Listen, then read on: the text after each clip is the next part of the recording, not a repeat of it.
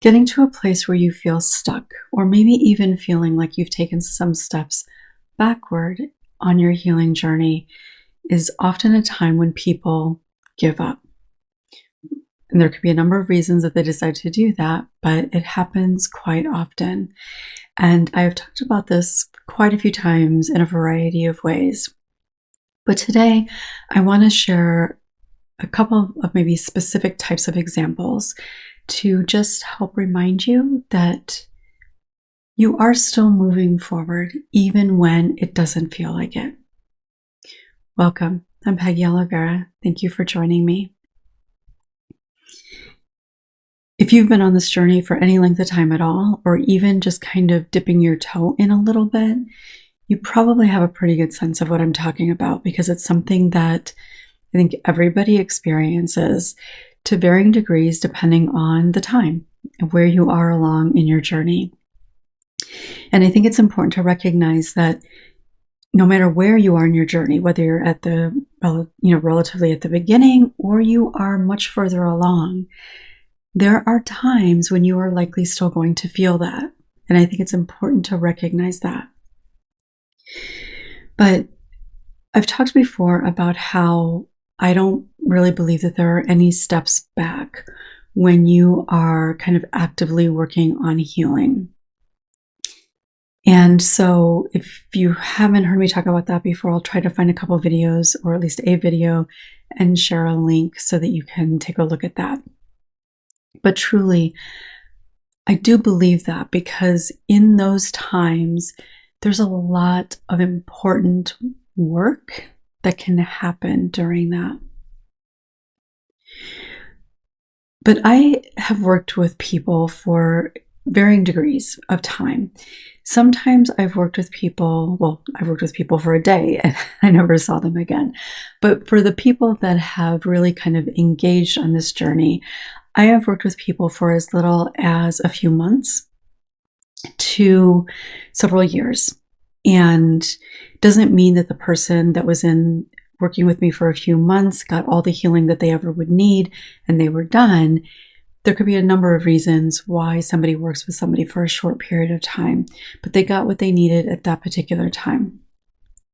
It doesn't mean that the person that has worked with me for several years is not capable of healing. It doesn't mean that they're more damaged, which is not a word that I would use to describe people, but I know it's what a lot of people use.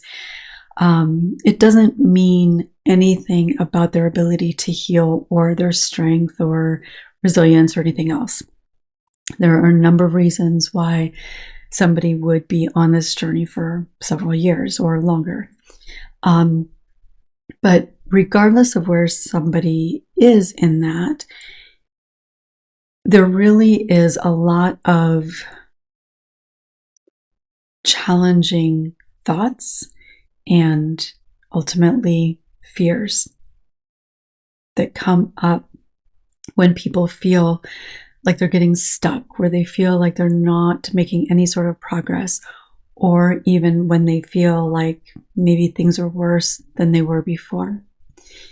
And I get that. I get it as a survivor, and I also get it as somebody who helps people heal, because I see the frustration. I see the self-criticism. I see the reinforcement of those beliefs that people have held on to. And while I didn't necessarily know that I could heal when I was on my own journey, I certainly remember having those times when I thought that nothing could ever really be different. That, yeah, I might have some good days here or there, but that the only thing that I could ever hope for is basically that my default would always be believing that I was unworthy, believing that things would never be the way that a part of me hoped that they could be, because a larger part of me doubted it, didn't think I deserved it, and all of that. So I do get it. And that's part of the reason why I think I talk about it so often, because I know how frequently it comes up. I know the impact that it has. I know that it leads people, unfortunately, fairly often to giving up on their ability to heal and what is possible for them. So when I think about the work that I have done over the years, I've worked with people individually, I've worked with people in group settings, I've had retreats as well, but where I've done the most work with people is in group settings and individual work. And certainly in individual work, but even in some groups, I've had people talk about how they just really feel like they've done all the things that they're supposed to do. They're working really hard at it, and it ultimately doesn't seem to make a difference because they're finding that they're struggling with the same kinds of things, or they're going back to those old beliefs or old ways of coping. And they look at that as evidence that nothing has really changed. And from really early on in my career, which I understood a lot, in part because of my own experience, but I understood a lot. But of course, the more experience I got, the more people I worked with, the more I understood everything, which of course makes sense. But even in the earlier years, when people would talk about that or have those fears, just kind of automatically, I would be able to identify a number of things, sometimes really significant things, and sometimes maybe just a number of little sort of everyday things that people may not pay that much attention to. And I became more kind of aware of that. I was able to, without even having to think about it, just kind of recall or recognize a little bit easier. And I really see part of the role of any therapist, and even in my work now, I see a large part of what I do is helping people see things that they may not yet be able to see. Certainly that they likely are not yet able to trust. So early on, a lot of what I would kind of go to that I knew was very real, and I didn't have to like sift through a bunch of things to try to figure it out, was the fact that somebody was still doing the work. They were still showing up. And that still remains true. And so if you are on this journey, whether you're working with somebody or not, if you find yourself in that place of feeling like it's not working, it's not doing any good, you're maybe incapable, or whatever it is that you're saying to yourself, I really want you to consider the fact that however long you've been on this journey, that you're still showing up in whatever way that might look. So even if you're not working with somebody, if you're watching this video, you're still engaged. If you are talking about things, if you're understanding yourself better, you are doing some work towards healing. And that matters. It means you haven't given up. Particularly even if there's a huge part of you that feels like you should. If you're engaging in trying to understand, in trying to do things differently, you're doing the work. And if you're doing the work, it means that whatever you've done already had a purpose. It has led you to the place where you continue to do the work. And to continue to do the work when you are feeling kind of hopeless or disheartened by it, that's not an easy thing to do. And it's not something that I believe most people actually continue to do. And certainly if you're actually working with somebody and you're meeting with them regularly, that's a lot of energy. It's a commitment. It's being pushed to talk about things, to deal with things, to show up in ways that you'd probably rather not. But you are doing it anyway. That is something to hold on to. It is evidence, whether you're working with somebody or you're not, both of those things that I talked about, they are evidence that you are continuing to move forward, because everything that you do, I've talked about this many times, everything that you do moves you up that mountain. Now, it may be just a few feet at a particular time. Other times it might be hundreds of feet or yards or meters. And there's a variety of reasons as to why it might be moving you less or more. But you are continuing to move. Even taking time when you are resting and you're not really actively working on it, but you're not giving up on it either, that rest period is helping you regain your determination. It's reminding you of your resilience. It's allowing your mind and your body to rest, which is really important. It's giving you space to allow the work that you've been doing to absorb and to be internalized. All of that is progress. And one of the things that I experience kind of with everybody I think that I've ever worked with, and again, whether it was somebody for a few months or a few years, is that when they find that they're struggling with something, especially the longer they've been doing it, the more critical they tend to be about this. But when they've been able to see progress, they've been able to maybe even allow themselves to believe, even if just temporarily, that they really are healing, that things really are changing.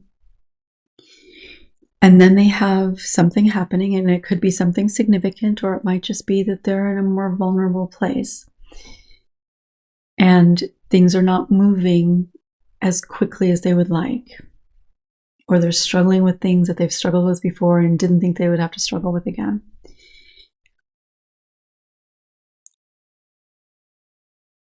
They have a lot of difficulty in being able to literally recognize the reality of what they've already done, the progress that they have made. And so part of my role is being able to help people see that. And this is one of the reasons why, just one of the reasons that I think having professional support really is important, because if we're just left on our own,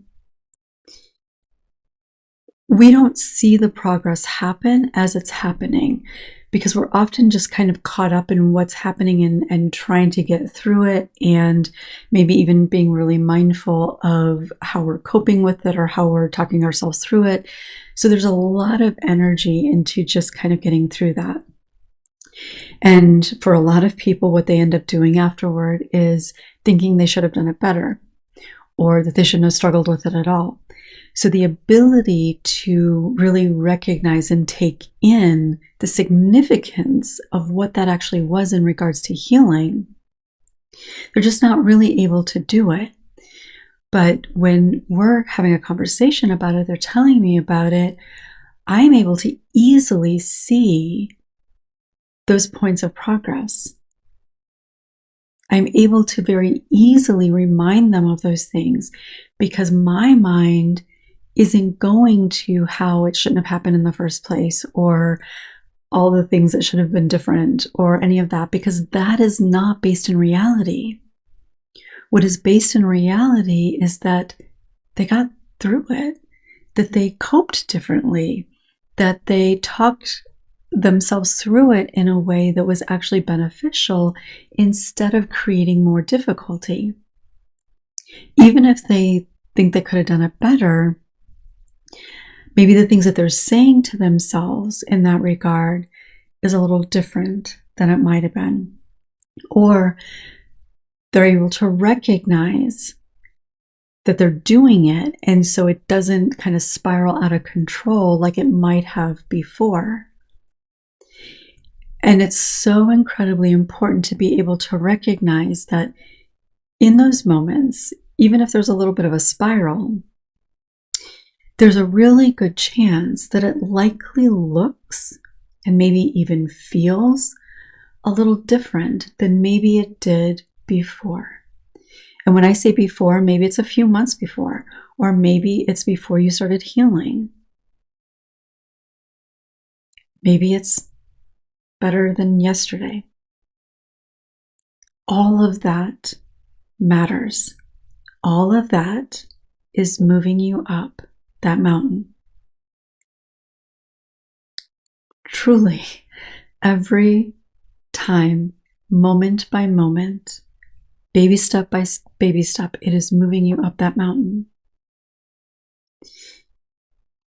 So something that I might encourage you to consider is, again, whether you're working with somebody or you're not, I'm going to go back to the idea of journaling. And if you're not somebody who enjoys journaling, then maybe just take some like bullet point notes. But every day, and if every day feels like too much, then maybe once a week. Ideally, you would try to do this, get to a point where you can do it every day, because I can feel incredibly confident in saying, almost to the point where I can promise, that every day there is going to be something, if not multiple things, there's going to be something that you can point to that is evidence of progress, of change. And it can be incredibly small, because healing happens in those small moments. Sometimes, yes, there's something really big that shifts and it can make a big difference. But overall, the overall freedom that you experience from healing, it isn't generally going to happen from big moments. Those big moments can contribute, but the overall healing is going to come from moments in your day-to-day life, when you think about something differently, when you show up differently, when you respond differently, when you acknowledge something to yourself differently. So every day or every week, sit down and reflect on the day and identify something about your day that you can feel good about. Now, how you phrase that in your own mind or in your journal might look or sound a little bit different. So you may not say to yourself, I can feel good about this. You might say, well, this was better than I normally deal with it. That could be a way that you phrase it. You might say, I didn't feel as angry as I maybe normally would. Like, those things are basically what I'm talking about. So you may not say, I feel good about not getting as angry as I normally would, because maybe you're just not quite there. Maybe you're beating yourself up for being angry or hurt or whatever it might be. But if you can say, I didn't get as angry, or I didn't act in the way I normally would when I was angry, that is progress. And when we focus on like, what is better today, or what do I feel good about, or what can I feel proud of, those things are important, and they certainly have a place, and I suggest them often. But sometimes it's more about being able to, well, it wasn't as bad as before, or it was a little different than before. Like coping, for example, this is something we talk about quite a lot here. And coping is one of the areas where people tend to feel a lot of self-judgment and shame even. And so maybe even if you coped in a way that you don't necessarily feel good about or isn't good for you, were you able to stop it a little bit sooner? Were you able to be maybe less self-critical about the way you coped? Were you able to recognize what was going on in some way, even if not fully consciously, and you ended up doing something different instead? Some sort of distraction or something. All of those things are important to be able to recognize. And I know that I have had sessions with people in which I've maybe pointed something like that out, and there's often a lot of eye rolls or yeah, but kind of thing. And I'm smiling about it because it is such a common thing. And even, as I said, when they're in that place, I can clearly see the difference. I can clearly see the shift that has happened. I know what is happening that has caused that shift. And I smile because that is healing. That's what healing looks like. So being able to recognize that, and one of the ways that you can do that is sitting at the end of your day and reflecting on the day in a journal, or just, again, some bullet points or something like that.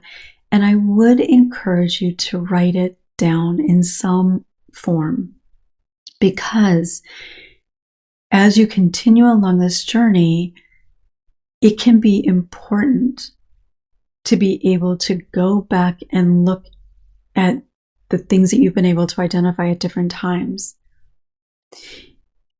And if you can explore a little bit, like if you're actually journaling about it and you're exploring a little bit about maybe what was different or what you notice feeling different, that can actually be incredibly beneficial, because it's helping you process, for one. But then if you end up going back and reading it again, or it just kind of helps with validation and internalizing, it helps it feel more real and concrete, which means that you're a little bit more grounded in it, that you can maybe trust it a little bit more, even when you don't necessarily believe it, even when it's hard to recall any of those times, which is why writing it down can be helpful. So I hope that you did find this helpful, even if it's just a little bit of a reminder, no matter where you are on this journey. And as I was talking about the journaling and writing things down and reflecting on your day, it made me think about returning to wholeness.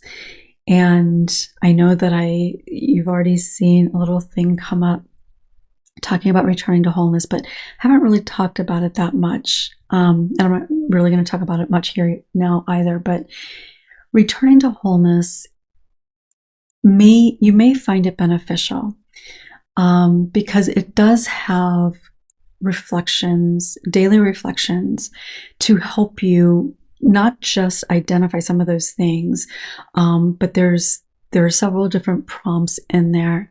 And then each week you get a little soul book that talks about different aspects of impact and healing.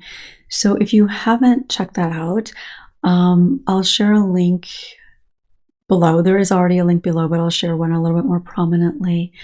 But it's at a fairly low price point, and a lot of people have found it beneficial. So if it's something you're interested in, check it out. It's a self-paced course that you will get a new chapter each week, every other week.